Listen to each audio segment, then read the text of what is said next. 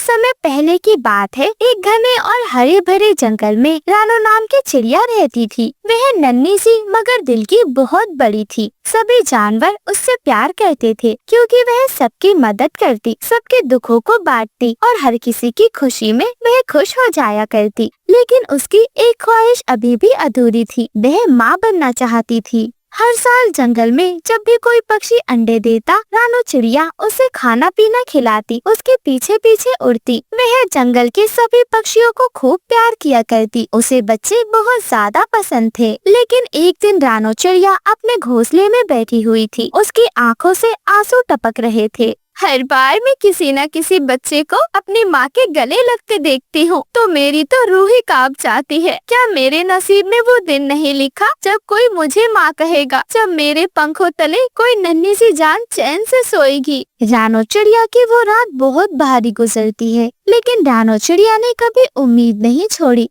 और फिर एक दिन जब सूरज की पहली किरण उसके घोंसले तक पहुंची तो रानो चिड़िया ने महसूस किया कि उसके घोंसले में एक अंडा है। लेकिन वो कोई साधारण अंडा नहीं था, वो अंडा सोने का था, जैसे कोई आसमानी तोहफा हो और उसकी गोद में आ गिरा हो।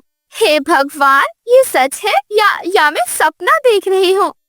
नहीं, ये मेरा बच्चा है। मैं अब अधूरी नहीं हूँ, मैं भी अब माँ कहलाऊंगी। हे ऊपर वाले, तेरा लाख लाख शुक्र है, तूने मुझे ये अंडा दिया और इसके साथ माँ बनने की उम्मीद। अब मैं भी माँ बन जाऊंगी। रानो चिड़िया उस अंडे को अपने पंखों में छुपा लेती है, ठीक बिल्कुल वैसे ही जैसे कोई मोती सीप के अंदर रहता है। दिन रात रानो चिड़िया उस अंडे की देखभाल करती, किसी को उस अंडे के आसपास भी नहीं आने देती थी। वहीं एक पेड़ की ऊंची शाखा पर एक कालू कौवा रहता था। वह अपनी पत्नी गोरी कौवी के साथ रहा करता था। गोरी कौवी रानो चिड़िया की खुशियों से बहुत ज्यादा जलती थी। एक दिन गोरी कौवी मस्ती में उड़ती हुई जा रही थी। तभी गोरी कौवी की नजर रानो चिड़िया के अंडे पर पड़ जाती है। सुनहरा चमकता हुआ अंडा गोरी कौवी की आंखों में लालच का कारण बन जाता है। उसकी आंखों में अब लालच साफ झलक रहा था। गोरी कौवी फौरन उड़ती हुई जाती है और कालू से कहती है, कालू जी,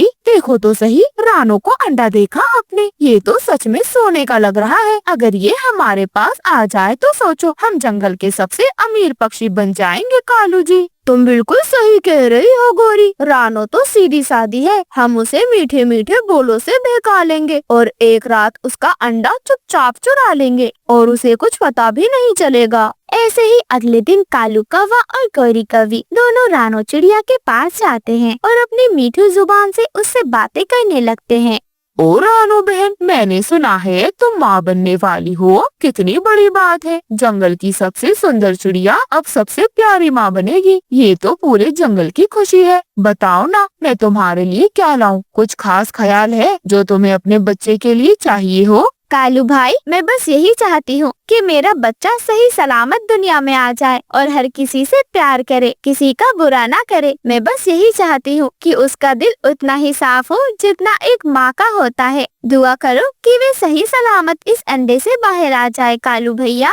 रानो बहन, जरूर जरूर ऐसा ही होगा। क्यों कालू जी, तुम्हारे अंडे में से अच्छे से बच्चा निकलेगा। अच्छा, हम चलते हैं, भोजन भी तो लेने जाना है। चले कालू जी। ऐसा कहकर कालू कौवा और गोरी कौवी दोनों वहाँ से चले जाते हैं। जंगल में अंधेरी रात थी। रानो चिड़िया थककर सो गई थी। तभी कालू कौवा और गोरी कौवी दोनों साथ में आते हैं। गोरी कौवी घोंसले के बाहर निगरानी कर रही थी, वही कालू कौवा धीरे से घोंसले के अंदर चला जाता है। लेकिन जैसे ही कालू ने अंडे को छूने की कोशिश की, अंडे से एक हल्की सी सुनहरी रोशनी निकलती है। तभी रानो चिड़िया की नींद खुल जाती है। रानो चिड़िया को किसी की सतसराहट महसूस होती है, जिससे वह घबरा जाती है और बहुत डर जाती है। कौन है? मेरा बच्चे को मत छूना, हट जाओ। मेरा घोंसला है, ये अंडा सिर्फ मेरा है। ये मेरी उम्मीद है, मेरी ममता है। इसे पर ना लगाना, ये मेरा बच्चा है।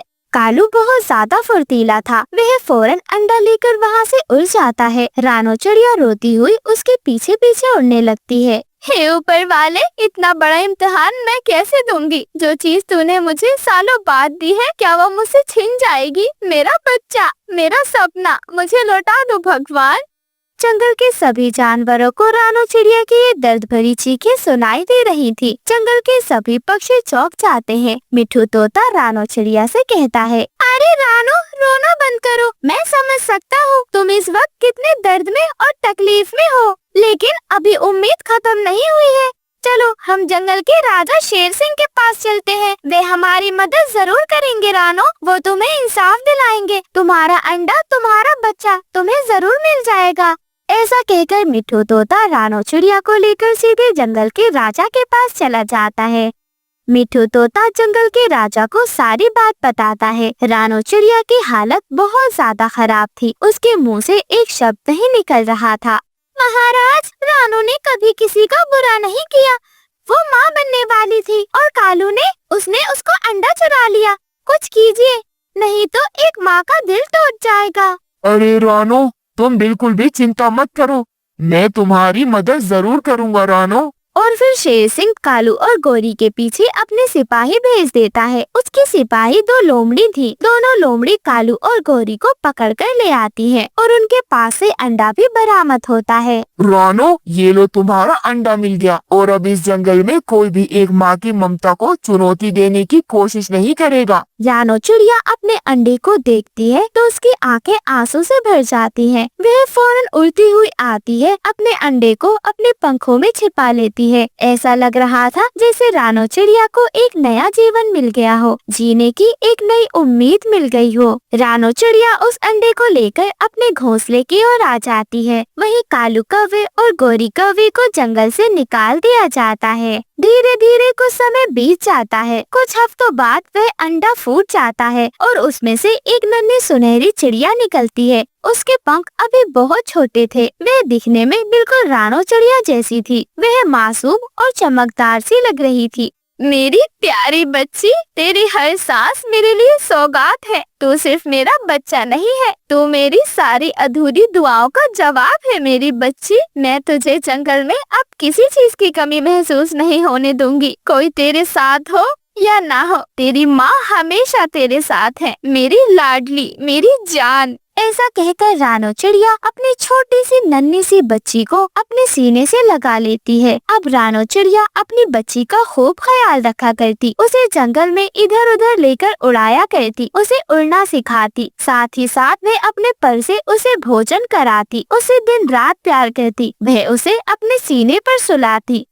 रानो चिड़िया की मायूस सी जिंदगी में खुशी का एक कारण उसकी बेटी बनी थी। रानो चिड़िया अपनी बेटी के साथ बहुत खुश रहने लगती है। इस कहानी से ये सीख मिलती है कि माँ की ममता से बड़ी कोई ताकत नहीं होती। जो दूसरों की खुशियों को चुराने की कोशिश करता है वो कभी सच्चा सुख नहीं पाता। ईमानदारी, प्रेम और धैर्य से मिला हुआ फल सबसे ज्यादा अनमोल होता है।